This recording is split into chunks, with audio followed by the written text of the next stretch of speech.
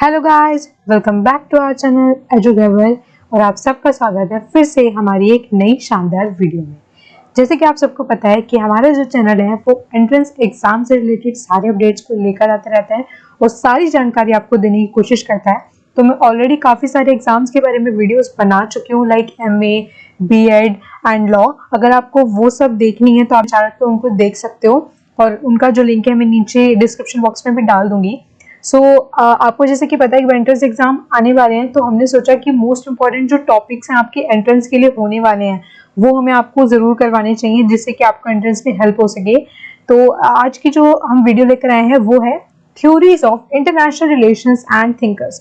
तो ये वीडियो जो है वो सिर्फ MA की जो एंट्रेंस देने वाले सिर्फ उन्हीं को हेल्प नहीं करने वाली है, वो JNU का एंट्रेंस हो, DU का एंट्रेंस हो, इवन UPSC वाले जो ऑप्शनल में पॉलिटिकल साइंस लेते हैं, IR लेते हैं, PGT का एग्जाम हो, TGT का एग्जाम हो, UGC नेट, SSC, PCS, इन सभी एग्जामों में और इससे अलावा भी जो मैं एग्जाम्स बोलने रह गई हूँ उन सब में आपको बहुत ज्यादा हेल्प करने वाली है। तो जो भी आपके फ्रेंड्स इन सब की तैयारी कर रहे हैं ना, उनको फटाफट से वीडियो शेयर कर दो, ठीक है, बिकॉज ये वीडियो बहुत ज्यादा इंपॉर्टेंट होने वाली है और आपके लिए तो ऑब्वियसली इंपॉर्टेंट होने वाली है। और अगर आपको मेरी वीडियो पसंद आए तो प्लीज इसको लाइक, कमेंट और शेयर करना बिल्कुल मत भूलना। और अगर आप हमारे चैनल पर नए हो तो प्लीज इसको सब्सक्राइब कर लेना और आगे जो बेल आइकन है उसको प्रेस कर लेना फॉर द लेटेस्ट नोटिफिकेशन। सो बिना देरी करते हुए स्टार्ट करते हैं। आज मैं आपको बताऊंगी कि इंटरनेशनल रिलेशंस में जो जो थ्योरी होती है। अब मैं पहले आपको बताती हूँ कि थ्योरीज क्या होती है। थ्योरीज होती हैं कि आप इंटरनेशनल रिलेशंस को किस तरीके से समझ सकते हो, ठीक है। तो थ्योरीज ऐसी चीज है जिससे हम एक अंतरराष्ट्रीय व्यवस्था को समझ सकते हैं कि वो कैसी है। उसमें जो एक्टर्स हैं, एक्टर्स कौन से होते हैं, यहाँ पे स्टेट को एक्टर्स बोला जाता है, तो वो किस तरीके से काम करते हैं। तो बहुत ज्यादा इंपॉर्टेंट थ्योरीज हो जाती है किसी भी एग्जाम के लिए। इनसे 100% क्वेश्चन आता है, आप चाहे मेरे से लिखवा लो, ठीक है। सो स्टार्ट करते हैं। सबसे पहले मैं बताऊंगी कौन कौन सी थ्योरीज होती हैं। सबसे पहले हम जिन थ्योरीज की बात करेंगे, फिर मैं आपको एक फ्रेमवर्क बता देती हूँ कि किस तरीके से अपने वीडियोस को चलाने वाले हैं, बिकॉज एक वीडियो में इतनी सारी जो थ्योरीज हैं उनको कवर अप करना पॉसिबल नहीं हो पाएगा। तो मैं इसके और पार्ट्स भी लेकर आऊंगी। तो प्लीज प्लीज मैं बार बार आपको रिमाइंड करा रही हूँ कि चैनल को सब्सक्राइब कर लो, बिकॉज ये सिर्फ जस्ट पार्ट 1 होगा। मैं इसके आगे और भी पार्ट्स लेकर आऊंगी। ओके, सो जो थ्योरीज होती है इंपॉर्टेंट वो होगी first idealism, realism, then new realism, liberalism, new liberalism, structural Marxism, constructivism, critical international theory जिसको फ्रैंकफर्ट स्कूल भी बोलते हैं, then feminism and postmodernism. तो ये जो थ्योरीज हैं ये मोस्ट इंपॉर्टेंट थ्योरीज हैं और इनसे जो क्वेश्चंस हैं वो 100% आते हैं, चाहे वो थिंकर से रिलेटेड हो, चाहे उनकी बुक से रिलेटेड हो या उनकी आइडिया से रिलेटेड हो। जो ये वीडियोस होंगे उनमें मैं क्या करूंगी, आपको सिर्फ इन थ्योरीज का कंसेप्ट बताऊंगी और जो मेन थिंकर्स हैं उनसे रिलेटेड या उनसे एसोसिएटेड वो बताऊंगी। बिकॉज अगर मैं बुक्स भी बताने जाऊंगी तो बहुत ज्यादा लंबी वीडियो हो जाएगी। मैं उसके लिए एक सेपरेट वीडियो लेके आऊंगी जिसमें मैं सारे थिंकर्स और उनके बुक्स को कवर अप करूंगी। सो प्लीज चैनल को सब्सक्राइब कर लेना। आज का जो वीडियो वो हम स्टार्ट करेंगे आइडियलिज्म से और न्यूरलिज्म तक करेंगे। देन जो नेक्स्ट वीडियोस आएंगी वहां पर हम लिबरलिज्म से स्टार्ट करेंगे। स्टार्ट करते हैं आज का वीडियो। सबसे पहले हम बात करते हैं आइडियलिज्म की। अब आइडियलिज्म, जैसे कि आपको वर्ड से पता चल रहा है कि आइडियल क्या होता है। आइडियल कौन सी चीजें होती हैं जो कि शुड पे क्या बोलते हैं उसको एम्फसाइज करते हैं, यानी कि जो कि पीस चाहती हैं, शांति चाहती हैं, कॉपरेशन चाहती हैं, वो सब कौन होते हैं, आइडियलिस्ट होते हैं, ठीक है। जैसे कि अगर हम इंडियन एग्जाम्पल लें तो हम गांधी जी को ले सकते हैं। गांधी जी भी एक आइडियलिस्ट थिंकर थे।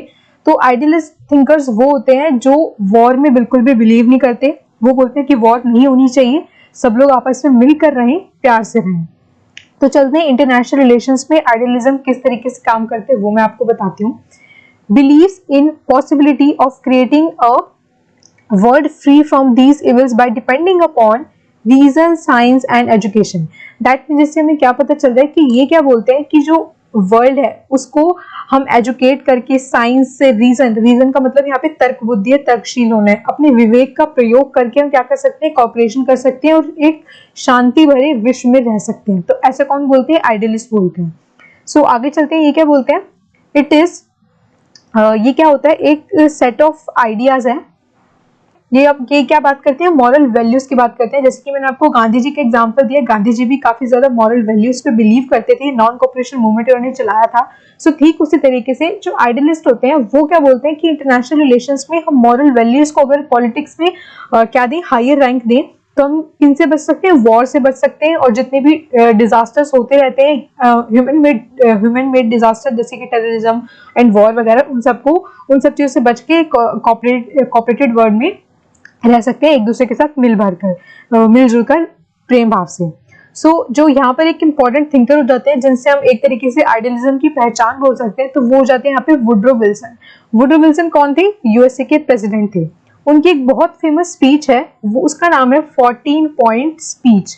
ठीक है, ये 100% करके जानी है, मतलब करके जाने का मतलब क्या होता है कि इससे क्वेश्चंस हमेशा आते हैं। ऑब्वियसली मैंने देखा है काफी सारे पेपर्स में कि इस 14 पॉइंट से क्वेश्चंस आते हैं कि 14 पॉइंट क्या है, या किसने दिया या कब दी थी। तो ये एक 14 पॉइंट क्या थी? स्पीच थी बाय किसकी? यूएसए के प्रेसिडेंट के द्वारा। कब दी गई थी? कांग्रेस में दी गई थी जनवरी 1918 में। ये कांग्रेस इंडियन वाली कांग्रेस नहीं है, ये कांग्रेस यूएसए की पार्लियामेंट का नाम है। ठीक है, तो ये कब दी गई थी? जनवरी 1918 में दी गई थी। तो प्लीज इस डेट को भी नोट कर लेना। अगर आप नोट्स बना रहे हो तो नोट्स बना लो, लेकिन अगर आपको मेरी वीडियोस की पीपीटी चाहिए या कोई भी नोट्स चाहिए या मोस्ट इंपॉर्टेंट बुक्स चाहिए तो आप हमें टेलीग्राम पे ज्वाइन कर सकते हो। ज्वाइनिंग का लिंक आपको डिस्क्रिप्शन बॉक्स में मिल जाएगा, और आप सिंपली एजुग्रेबर यानी कि जो हमारे चैनल का नाम है उसको टाइप भी करोगे तो वो आपको आसानी से वहां पर मिल जाएगा। आगे चलते हैं। ये क्या बोलते हैं कि international system that is free from power politics and war, कि क्या करना चाहते हैं कि जो इंटरनेशनल रिलेशंस हैं यानी कि जो इंटरनेशनल पॉलिटिक्स हैं उसको फ्री करना चाहते हैं पावर पॉलिटिक्स एंड वॉर से। यानी कि वो क्या कहते हैं, जो सत्ता के लिए एक दूसरे में प्रतिस्पर्धा होती है, युद्ध करते हैं लोग, सत्ता के लिए करते हैं, है ना, पावर पाने के लिए करते हैं ताकि हमें दूसरी कंट्री पर उनका आधिपत्य जमा हो जाए, ठीक है, उनका डोमिनेंस आ जाए। तो ये क्या बोलते हैं कि हम ऐसा कुछ भी नहीं चाहते, पावर पॉलिटिक्स को वर्ल्ड की इंटरनेशनल रिलेशन से हटाना चाहते हैं और एक कोऑपरेटिव वर्ल्ड को बनाना चाहते हैं। इसके जो इंपॉर्टेंट थिंकर्स यहाँ पे हो जाते हैं वो है first Woodrow Wilson, then Norman Angell, then Hugo Grotius, Immanuel Kant, Mahatma Gandhi etcetera. मैं इनके बारे में अगर डिटेल में तो यहाँ पे नहीं बताऊंगी बिकॉज वीडियो काफी ज्यादा लंबी हो जाएगी। तो यहाँ पे मैं इनको थोड़ा सा आपको कंसेप्ट बताने की कोशिश करती हूँ कि नॉर्मन एंजल जो थे ये एक काफी ज्यादा इंपॉर्टेंट थिंकर है आईआर के। तो इन्होंने क्या बोला था कि ये जो वहम है ना, इल्यूजन है कि जो वॉर जीतता है उसका फायदा होता है, ये एक भ्रम है, ऐसा कुछ भी नहीं होता। वॉर चाहे आप जीतो चाहे हार हो, आपका दोनों में ही क्या है, लॉस है। बिकॉज अगर आप जीतते भी हो तो ऐसे तो नहीं है कि आप जीरो कॉस्ट पे जीतोगे, आपके भी कुछ लोग मरेंगे, आपके भी रिसोर्सेज जाएंगे, है ना, आपकी भी इकोनॉमी थोड़ी सी डाउन चली जाएगी ड्यूरिंग द वॉर टाइम। तो नॉर्मन एंजल ने यही बताया था कि ये बिल्कुल भी भ्रम है कि जो जीतता है उसका फायदा होता है। और वुडरो विल्सन मैं आपको बता ही चुकी हूँ। इमैनुअल कांत की जो एक इंपॉर्टेंट बुक है वो है परपीचुअल पीस। ठीक है, आप लिख लेना परपीचुअल पीस। यानी कि इन्होंने क्या बोला था कि मॉरल वैल्यूज के थ्रू इंटरनेशनल रिलेशंस को क्या कर सकते हैं, अच्छा कर सकते हैं। तो इनकी बुक से काफी बारी मैंने क्वेश्चंस देखे हैं कि परपीचुअल पीस किसकी बुक है या इमैनुअल कांत कौन से स्कूल से बिलोंग करते हैं। तो प्लीज आप इनको ध्यान से देखना। अगर आपको आइडियलिज्म समझ आ गया है और अगर आपको मेरी वीडियो पसंद आ रही है तो प्लीज इसको पहले लाइक, कमेंट और शेयर कर देना। बिकॉज अभी हमारा चैनल न्यू है तो हमें आपकी बहुत ज्यादा सपोर्ट की जरूरत है। आपका एक लाइक और सब्सक्राइब हमें और अच्छी वीडियोस बनाने के लिए मोटिवेट करता है। हम भी मेहनत कर रहे हैं आपके लिए, इतनी सारी पीपीटीज बनाते हैं, रिकॉर्ड करते हैं, है ना, और इन्फॉर्मेशन बार बार गैदर करनी पड़ती है। तो हम आपके लिए इतना कुछ करें तो आप सिर्फ एक सब्सक्राइब तो कर ही सकते हो। और जितने भी इन्फॉर्मेशन होते हैं वो आप तक लेकर आने कम समय में। आगे चलते हैं। Next is realism. मतलब रियलिज्म के बिना तो आप आईआर को समझ ही नहीं सकते हो, रियलिज्म इतना ज्यादा इंपॉर्टेंट है। ठीक है, तो आईआर क्या बोलता है, सबसे पहले इसके बारे में एक स्टेटमेंट पढ़ना चाहूंगी। वो है a belief that world politics is a struggle among self interested states for power and position under anarchy with each competing state pursuing its own national interest. Okay, यानी कि यहाँ पे क्या कह रहे हैं कि रियलिज्म क्या मानते हैं कि जो वर्ल्ड पॉलिटिक्स है ना वो सिर्फ इसी बारे में कंसर्न करती है कि यहाँ पर एनार्की है। यानी कि एनार्की का मतलब होता है कि वहाँ पे कोई भी तरह की गवर्नमेंट या ऑर्गेनाइजेशन कुछ भी वहाँ पर स्थापित नहीं है। तो ये क्या बोलते हैं कि क्योंकि इंटरनेशनल रिलेशंस एक एनार्की है, वहाँ पे कोई वर्ल्ड गवर्नमेंट नाम की चीज नहीं है, तो वहाँ पर बहुत ज्यादा स्ट्रगल है किसके लिए, पावर के लिए। तो वो बोलते हैं कि ऐसे में हर एक एक्टर यहाँ पे कौन है, स्टेट्स है।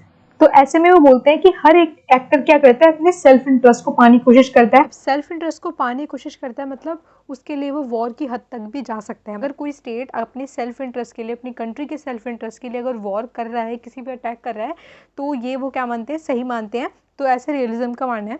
ये क्रिटिसाइज करते हैं आइडियलिस्ट को। अब आइडियलिस्ट के बारे में जैसे कि मैंने आपको पहले भी अभी थोड़ा सा बताया कि आइडियलिस्ट क्या बोलते हैं, मॉरल वैल्यूज़ पे ध्यान देते हैं कि मॉरल वैल्यूज़ पे ध्यान देना चाहिए और सब लोगों को मिलकर रहना चाहिए, वॉर नहीं करनी चाहिए, कॉपरेशन बना के रखना चाहिए। लेकिन रियलिज्म क्या बोलते हैं कि जो आइडियलिस्ट है ना, जो आइडियलिस्ट की जो सारी बातें वो सारी की सारी झूठ है। रियलिज्म का मानना है कि मॉरल वैल्यूज़ जैसी नाम की कोई चीज़ होती नहीं है। ह्यूमन नेचर क्या है, वो पेसिमिस्टिक व्यू देते हैं। क्या देते हैं? Pessimistic view. पेसिमिस्टिक व्यू का मतलब क्या है कि वो ह्यूमन नेचर को नेगेटिव तरीके से दर्शाते हैं। यानी कि रियलिज्म का क्या मानना है कि ह्यूमन नेचर जो होता है वो इतना ज़्यादा ईगोइस्टिक होता है, इतना ज़्यादा सेल्फ इंटरेस्टेड होता है, सेल्फ सेंटर्ड होता है। सेल्फ सेंटर्ड का मतलब है कि वो सिर्फ और सिर्फ अपने ही बारे में सोचता है।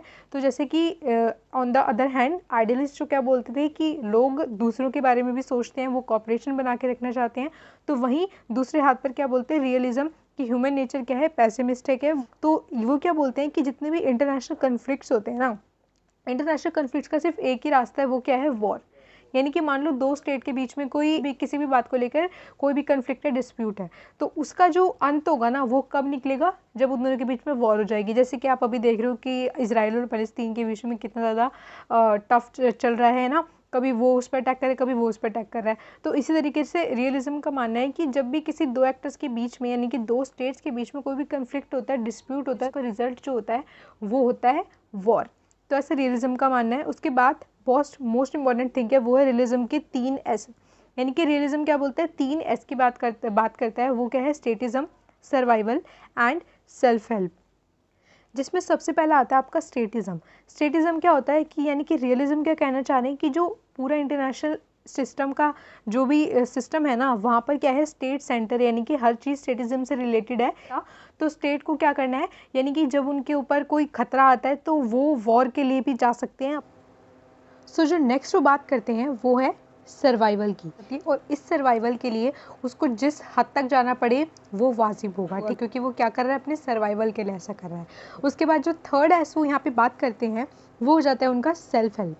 उनका मानना है कि जैसे कि जो इंटरनेशनल स्टेट है वो पूरा का पूरा क्या है? एनार्किक स्ट्रक्चर है। यानी कि वहाँ पे किसी भी तरह की कोई भी गवर्नमेंट, स्टेट गवर्नमेंट, कोई भी ऑर्गेनाइजेशन स्थापित नहीं है। जैसे कि आज तो यूएन है, लेकिन ये उस टाइम की बात है जब वर्ल्ड वॉर 1 और वर्ल्ड वॉर था, तो ये उस टाइम की बात है। तो ये लोग बोलते थे क्योंकि जो इंटरनेशनल सिस्टम है उसमें कोई भी ऐसा गवर्नमेंट, स्टेट या कुछ भी ऐसा मौजूद ही नहीं है। इसी बात क्या कहना चाह रहे हैं कि जो स्टेट होंगे, जो एक्टर होंगे, उनको खुद की हेल्प करनी पड़ेगी। तो यहाँ पे सेल्फ हेल्प सबसे ज़्यादा इंपॉर्टेंट हो जाती है। तो वो बोल रहे हैं कि किसी पर भी वो रिलाई नहीं कर सकते, बिकॉज इंटरनेशनल रिलेशन जो है, जो स्ट्रक्चर है, वो पूरा का पूरा एनार्किक है, कोई भी गवर्नमेंट नहीं है। तो भी स्टेट किसी दूसरे स्टेट पर डिपेंड नहीं हो सकता है अपनी हेल्प के लिए। तो इसलिए उनको क्या करना है? सेल्फ हेल्प पर जोर देना है, यानी कि खुद ही मदद करनी है। चाहे वो पावर मैक्सिमाइजेशन से करो, या किसी पर वॉर से करो, या किसी पर हमले से करो, लेकिन आपका जो मेन मोटिव है वो है अपना सेल्फ इंटरेस्ट को बनाना। उसके लिए आपको कुछ भी करना पड़े, वो रियलिज्म क्या मानते हैं, यानी कि रियलिस्ट थिंकर्स क्या मानते हैं? उसको वाजिब मानते हैं। तो 100% क्वेश्चन आते हैं, मैं आपको लिख के दे सकती हूँ कि आप कोई भी एंट्रेंस दे रहे हो जो मैंने आपको बताया उनमें से, तो वहाँ पर रियलिज्म से रिलेटेड 100% क्वेश्चन आता है। वो चाहे उनके कंसेप्ट से रिलेटेड हो सकता है, चाहे किसी थिंकर से या उनके ऑथर से, किसी बुक से, कुछ भी हो सकता है, ठीक है। या फिर अगर आप चाहते हो कि मैं इन पर क्वेश्चंस भी लेकर आऊँ तो आप मुझे कमेंट बॉक्स में कमेंट करके बता सकते हो कि मैं मोस्ट इंपॉर्टेंट क्वेश्चंस भी लेकर आऊँ टॉपिक वाइज। ऑलरेडी मैं जैसे कि वो लेकर आ चुकी हूँ, इंपॉर्टेंट आर्टिकल्स लेकर आ चुकी हूँ पॉलिटी के। तो ऐसे ही मैं कोशिश भी करूँगी कि इनके में मोस्ट इंपॉर्टेंट एमसीक्यूज़ भी ला सकूँ जो आपके एंट्रेंस में आपकी प्रिपरेशन के लिए हेल्प कर सकें। सो यहाँ पे जो इंपॉर्टेंट थिंकर हो जाते हैं वो हैं, सॉरी यहाँ पर एच मिसिंग है, तो वो आप लोग थोड़ा एडजस्ट कर लेना, ओके, टाइपिंग मिस्टेक हो जाती है। तो यहाँ पर जो फर्स्ट थिंकर्स आते हैं वो है ई.एच. कार। ई.एच. कार की जो कि सबसे ज़्यादा इंपॉर्टेंट बुक है और फेमस बुक है, आपको पता ही होगा, 20 ईयर क्राइसिस, जो कि दोनों वर्ल्ड वॉर के बीच में, यानी कि वर्ल्ड वॉर के बाद जो जितना भी क्राइसिस हुआ था तो उसके बारे में है वो। उसके बाद आते हैं हंस जे मॉर्गेंथो, जिन्होंने इंटरनेशनल रिलेशंस के लिए 6 प्रिंसिपल्स दिए थे, और वो 6 प्रिंसिपल आपको याद होनी चाहिए, बिकॉज वो 6 प्रिंसिपल बहुत ज़्यादा इंपॉर्टेंट है। वो सारा का सारा रियलिज्म का ही रिफ्लेक्शन देते हैं। उसके बाद जो हो जाते हैं रेनहोल्ड, नेबोर एंड एक्सेट्रा, यानी कि काफ़ी सारे और भी हैं, लेकिन यहाँ पे मैंने थोड़े से इंपॉर्टेंट वन आपको बताने की कोशिश की है, बिकॉज सारे थिंकर्स तो आपको याद हो भी नहीं पाएंगे। तो मोस्ट इंपॉर्टेंट जो आपको याद रखनी चाहिए वो मैंने यहाँ पर लिखने की कोशिश की है। सो आगे चलते हैं। Next is new realism. Now ये एक ऐसी ब्रांच है ना जिसमें मैंने देखा कि मोस्ट ऑफ द स्टूडेंट को क्या होती है, वो होती है, कन्फ्यूजन होती है। अगर आपके पास और भी कोई क्वेरी है या आप चाहते हो इन टॉपिक्स में वीडियो बनाऊं तो आप मुझे टेलीग्राम पे मैसेज कर सकते हो, या फिर आप मुझे कमेंट बॉक्स में जाके आप मुझे कमेंट करके बता सकते हो मैं किस नई वीडियोस लेकर आऊँ, कौन से टॉपिक्स पे। तो यहाँ पर जो आपका नेक्स्ट वो हो जाता है, आइडियोलॉजी हो जाती है, वो है न्यूरियलिज्म। और न्यूरियलिज्म भी एक रियलिज्म का ही ब्रांच है। न्यू का मतलब होता है नया रूप, यानी कि उसमें थोड़ा सा चेंजेस करके एक नया पर्सपेक्टिव देना। मेरा अपनी कोर वैल्यूज़ थी वो यहाँ पर सेम रहेंगी, बस एक थोड़ा बहुत फ़र्क होगा, और वो थोड़ा बहुत फ़र्क क्या है वो मैं अब आपको बताऊँगी। तो फर्स्ट ये क्या बोलते हैं कि new realism is often called structural realism. New realism को स्ट्रक्चरल रियलिज्म भी कहा जाता है। क्यों कहा जाता है वो मैं आपको बताऊँगी, अभी आगे थोड़ा सा और पढ़ लेते हैं। Second is actors are relatively unimportant because structures compel them to act in certain ways। I think आपका आंसर नेक्स्ट लाइन में मिल चुका होगा कि इनका क्या मानना है कि जो जैसे कि रियलिज्म हमें बता रहे थे ना कि इंटरनेशनल रिलेशन में एनार्की होती है, तो इसीलिए जो स्टेट होते हैं वो अपनी 3S पे जोर देते हैं, स्टेटिज्म, सर्वाइवल एंड सेल्फ। वहीं on the other hand new realism क्या बोलते हैं, न्यू रियलिज्म ये बोलता है, यानी कि न्यू रियलिस्ट थिंकर ये बोलते हैं कि ऐसा नहीं है कि ह्यूमन नेचर ऐसा है या फिर स्टेट इस तरीके से बिहेव करते हैं। ये क्यों बिहेव करते हैं इसके पीछे का रीज़न समझो आप। रीज़न क्या है, स्ट्रक्चर। यानी कि वो बोलते हैं क्योंकि इंटरनेशनल रिलेशन में कोई वर्ल्ड गवर्नमेंट स्थापित नहीं है, कोई ऑर्गेनाइजेशन नहीं है, इसलिए माहौल ही ऐसा बन चुका है कि लोग इस तरीके से एक्ट करना शुरू करता है। कि रियलिस्ट क्या बोलते हैं कि ह्यूमन नेचर जो होता है वो पेसिमिस्टिक होता है, यानी कि वो बोलते हैं ह्यूमन नेचर है ही ऐसा कि वो हमेशा से सेल्फ इंटरेस्ट की बात करेगा। लेकिन न्यू रियलिज्म क्या बोलते हैं कि ऐसा नहीं है कि ह्यूमन नेचर ऐसा ही है। रियलिज्म बोलते हैं, न्यू रियलिज्म बोलते हैं कि इंटरनेशनल रिलेशन का स्ट्रक्चर इस तरीके से बना हुआ है कि वहाँ पर लोगों को इस तरीके से बिहेव करने में जो स्ट्रक्चर होता है, यानी कि जो आसपास का इन्वायरमेंट होता है वो उनको मजबूर कर देता है। यहाँ पे डिफरेंस समझना, बिकॉज ये इंपॉर्टेंट है समझना, इनसे क्वेश्चन आते हैं। उसके बाद आते हैं एनार्किक स्ट्रक्चर। एनार्किक स्ट्रक्चर का मतलब उनका यहाँ पर क्या हो जाता है कि बिकॉज जो स्ट्रक्चर है वो एनार्किक है, इसलिए जो सारी की सारी वॉर्स हो रही हैं, कन्फ्लिक्ट हो रहे हैं, इसलिए नहीं हो रहे क्योंकि ह्यूमन नेचर ऐसा है कि वो अपने सेल्फ इंटरेस्ट के बारे में सोचता है। तो इसीलिए यानी कि वो स्ट्रक्चर की बात कर रहा है यहाँ पे। आप देख जैसे कि पढ़ ही सकते हो, मैं आपको बता भी रही हूँ कि सारा का सारा उनका ध्यान किस पर है, स्ट्रक्चर है, एनार्किक स्ट्रक्चर है। तो इसलिए इसका दूसरा नाम क्या हो जाता है, स्ट्रक्चरल रियलिज्म। ऐसा क्वेश्चन भी आ सकता है कोई, अगर ईजी क्वेश्चन वो बनाते हैं तो ऐसा। उसके बाद हम बात करते हैं security dilemma, lack of interest. यहाँ पर इसका मतलब क्या हो जाता है कि वो बोल रहे हैं कि लोग ऐसा क्यों करते हैं कि वॉर हो जाती है या फिर एक दूसरे पे हमला कर देते हैं। तो वो इसका रीज़न क्या बताते हैं, जैसे कि रियलिज्म में उन्होंने उसका क्या बताया था, रीज़न क्या बताया था, ह्यूमन नेचर बताया था और सेल्फ इंटरेस्ट बताया था। लेकिन यहाँ पे क्या बोल रहे हैं कि जो वॉर्स होती हैं, जो कन्फ्लिक्ट्स होती हैं, उनका जो इम्पॉर्टेंट फैक्टर है, यानी कि वो क्यों हो रहे हैं, वो है सिक्योरिटी डिलेमा। दूसरे स्टेट पर उनका जो विश्वास है वो है ही नहीं कि वो उन पर हमला नहीं करेगा या फिर बुरे वक्त में उनका साथ देगा। तो ऐसे में क्या करता है, स्ट्रक्चर ऐसा बन गया है तो लोगों को क्या करना पड़ रहा है, खुद की हेल्प करनी पड़ रही है। खुद की हेल्प मतलब दूसरों पर हमला कर कर भी वो उसको अच्छे से जस्टिफाई कर देते हैं कि मतलब हमने अपनी सिक्योरिटी के लिए दूसरे पर हमला किया। तो वो क्या बोल रहे हैं कि हमें इनमें क्या बनाने की ज़रूरत है, हमें इनमें कॉपरेशन लाने की ज़रूरत है, यानी कि इनमें ट्रस्ट बिल्ड करने की ज़रूरत है, ताकि जो स्टेट्स हैं वो आपस में एक दूसरे पे भरोसा कर सकें। इसका एक ग्रेट एग्जांपल मैं आपको देना चाहूँगी, वो है क्यूबा मिसाइल क्राइसिस। अगर आपने क्यूबा मिसाइल क्राइसिस पढ़ा होगा तो ठीक है, नहीं पढ़ा तो मैं आपको थोड़ा सा हिंट दे देती हूँ, थोड़ा सा अच्छा समझ आएगा आपको। क्यूबा मिसाइल क्राइसिस क्या था, न्यूक्लियर डिटरेंस का, यानी कि जब न्यूक्लियर वेपन्स को बढ़ाने की जो प्रतिस्पर्धा, जो कंपटीशन चल रहा था यूएसएसआर और यूएसए के बीच में, तो वहाँ पर जो क्यूबा मिसाइल क्राइसिस था वो एक ऐसा पीक पॉइंट था जहाँ पर जो था दोनों ऐसा लग रहा था कि दोनों एक दूसरे पे बस अटैक कर ही देंगे, किससे, न्यूक्लियर मिसाइल से। और आपको पता है कि न्यूक्लियर बम बहुत ज़्यादा क्या होता है, डेंजरस होता है। हिरोशिमा और नागासाकी उसका एक एग्जाम्पल है कि किस तरीके से पूरा का पूरा शहर बर्बाद हो गए थे, है ना। तो यहाँ पर मैं आपको क्या बताना चाह रही हूँ वो ये है कि इससे हमें क्या पता चल रहा है कि दोनों में क्या था, लैक ऑफ ट्रस्ट था। दैट मीन्स कि यूएसएसआर को लग रहा था कि कहीं यूएसए उससे ज़्यादा पावरफुल ना हो जाए, और यूएसए को क्या लग रहा था कि कहीं यूएसएसआर उससे ज़्यादा पावरफुल ना हो जाए। तो ऐसे में क्या कर रहे थे, वो दोनों ही अपने हथियारों को बढ़ाते जा रहे थे, क्योंकि दोनों को एक दूसरे के बारे में नहीं पता था कि किसके पास कितने वेपन है, किसके पास नहीं है। तो यहाँ पे क्या हुआ, सिक्योरिटी डायलेमा हुआ, लैक ऑफ ट्रस्ट हुआ। अगर दोनों में लैक ऑफ ट्रस्ट नहीं होता और दोनों में म्यूचुअल अंडरस्टैंडिंग होती, यानी कि दोनों आपस में बैठ के बातचीत करते और कॉपरेशन की बात करते, तो ऐसी सिचुएशन कभी आती ही नहीं। तो यहाँ पर मैं आपको क्या समझाने की कोशिश कर रही हूँ कि यहाँ पर क्या होता है, स्टेट्स के बीच में लैक ऑफ ट्रस्ट होता है, इसीलिए वो कन्फ्लिक्ट्स करते हैं वॉर के लिए। जाते हैं। तो ये कौन बताते हैं? नियो रियलिज्म बताता है। उसके बाद आता है states are rational actors selecting strategies to maximise benefits and minimise losses.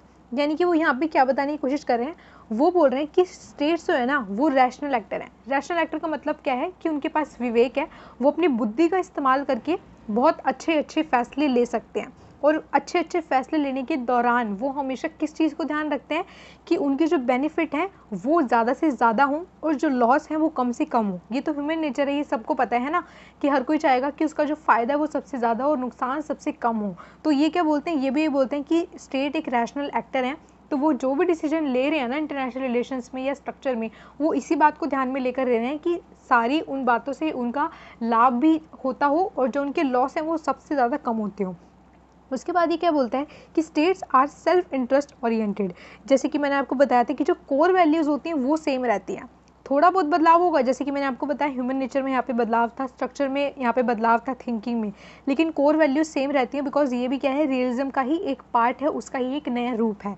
तो यानी कि रियलिज्म की तरह ये भी क्या बोलता है कि states are self interested oriented, यानी कि स्टेट क्या है वो अपने सेल्फ इंटरेस्ट की बात करते हैं हमेशा। And an anarchic and competitive system pushes them to favor self help and survival over cooperative behavior। यानी कि वहाँ पर क्या आता है रियलिज्म में कि उन्होंने क्या बोला था, इन 3 स्टेट के ऊपर यानी कि इन 3 एस के ऊपर ही सारा का सारा इंटरनेशनल क्या करता है, डिपेंड करता है, यानी कि statism, survival and self help. लेकिन न्यू रियलिज्म क्या बोल रहा है कि ऐसा है, स्टेट इंटरेस्ट भी है, सेल्फ हेल्प भी है और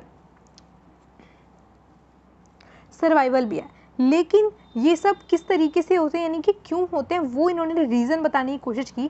क्योंकि स्टेट जो होते हैं वो सेल्फ इंटरेस्ट के ओरिएंटेड होते हैं, यानी कि वो हमेशा अपना लाभ चाहते हैं, अपने इंटरेस्ट को बढ़ाना चाहते हैं। तो इसलिए क्या होता है, दोनों के बीच में कंपटीशन होता है, यानी कि स्टेट्स के बीच में एक प्रतिस्पर्धा का माहौल पैदा हो जाता है जिससे वो सेल्फ हेल्प पर बाधित हो जाते हैं। इसका मतलब है कि वो दूसरे स्टेट पर भरोसा नहीं कर सकते। अब भरोसा नहीं कर सकते तो खुद की मदद भी क्या करनी पड़ेगी, खुद ही करनी पड़ेगी। उसके बाद आता है सर्वाइवल ओवर कॉपरेशन। तो इसलिए क्या करते हैं, वो सर्वाइवल के लिए दूसरे पर अटैक करने के लिए भी तैयार हो जाते हैं, कॉपरेशन नहीं करते। कॉपरेशन का मतलब है कि दोनों मिल बांट कर बातचीत करके बातों का सुलझाते नहीं है, बिकॉज उनके बीच में क्या है, लैक ऑफ ट्रस्ट है। घूम फिर आकर इनका कोर वैल्यू जो है वो सेम है, बस थोड़ा सा ही दोनों में डिफरेंस है। अगर आप ध्यान से मेरी वीडियो को सुनोगे, अगर आपको एक बार में नहीं समझ आता तो 2 बार सुनिए, लेकिन आपको क्या है एट द एंड इसको समझ आ जाएगा। और दोनों में बहुत ही थोड़ा सा फ़र्क है, बस एक ह्यूमन नेचर और स्ट्रक्चर के बारे में जो मैंने आपको बताया थिंकिंग में थोड़ा सा वही चेंज है। बाकी जो उनके कोर वैल्यूज़ हैं यानी कि self interest, survival and self help, वो उनके क्या हो जाते हैं, सेम हो जाते हैं। यहाँ पे जो इंपॉर्टेंट थिंकर हो जाते हैं न्यू रियलिज्म के, वो हैं Jean Jacques Rousseau, Kenneth Waltz, John Mearsheimer etcetera. अब यहाँ पे आपको 2 टर्म लिखे हुए नज़र आ रही होंगी, वो है defensive realism and offensive realism. अब इन दोनों में फ़र्क क्या है, जो केनेथ वॉल्ट्ज है ना वो डिफेंसिव रियलिज्म से बिलोंग करते हैं और जो जॉन मर्शाइमर है वो ऑफेंसिव रियलिज्म से बिलोंग करते हैं। अब दोनों में मतलब क्या है, यानी कि दोनों का डिफरेंस क्या है तो दोनों रियलिज्म के ही पार्ट। केनेथ वॉल्ट्ज क्या बोलते हैं कि जो स्टेट होते हैं ना वो वेपन्स किस लिए बनाते हैं, अपने डिफेंस के लिए बनाते हैं, ताकि कोई दूसरा स्टेट उन पर हमला ना कर दे। तो ये क्या हो गया, डिफेंसिव रियलिज्म, यानी कि अपनी डिफेंस के लिए बना रहे हैं। और जो मर्शाइमर है ना वो बोलते हैं ऑफेंसिव रियलिज्म, यानी कि स्टेट इतने ज़्यादा वेपन इसलिए बनाता है ताकि वो दूसरे पे हमले करने की कैपेसिटी रखे, सो दैट दूसरा स्टेट उससे डर कर खुद ही हमला ना करे। तो ये क्या होगा, ऑफेंसिव, यानी कि आप अपनी ऑफेंसिव साइड को दूसरों को दिखाना चाहते हो। तो जैसे कि आपने देखा होगा स्कूल में होता है ना कि एक खड़ूसी टीचर होती है ना, अगर खड़ूसी टीचर किसी फ्लोर पर जा रही है तो बच्चे क्या होते हैं उस फ्लोर को खाली कर देते हैं, मतलब उस टीचर के आसपास भी नहीं भटकते, क्योंकि उनको डर लगता है कि वो बहुत ज़्यादा स्ट्रिक्ट टीचर है, उनको डांटेगी वगैरह, पूछेंगी कहाँ जा रहे हो कहाँ नहीं, है ना। तो इसी तरीके से जॉन मर्शाइमर बोलते हैं, ऑफेंसिव रियलिज्म की बात करते हैं कि स्टेट अपने आप को इतना पावरफुल बना ले कि जो दूसरे स्टेट है ना वो उससे डरने लग जाए और डर के वो उस पर हमला ही नहीं करेंगे फिर, है ना। तो यही डिफरेंस है बस छोटा सा, डिफेंसिव रियलिज्म और ऑफेंसिव रियलिज्म। और या इसी के साथ ये दोनों भी इंपॉर्टेंट हो जाते हैं क्योंकि इन दोनों पे क्वेश्चन आते हैं। केनेथ वॉल्ट्ज और जॉन मर्शाइमर बहुत ज़्यादा इंपॉर्टेंट थिंकर्स हैं। सो नेक्स्ट बात करते हैं।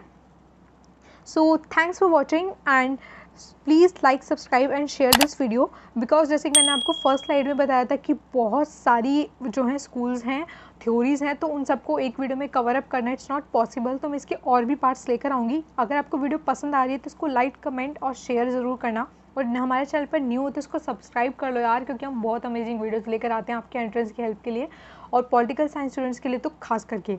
तो अभी सारे जितने भी एंट्रेंस की डेट्स आने वाली हैं, नोटिफिकेशंस आने वाले हैं, उन सब के अपडेट्स हम अपने चैनल पर लेकर आएंगे। और बिकॉज हमारा चैनल न्यू है तो हमें आपकी ज़्यादा सपोर्ट की ज़रूरत है, so please keep supporting us and please like, subscribe and share, and thanks for watching.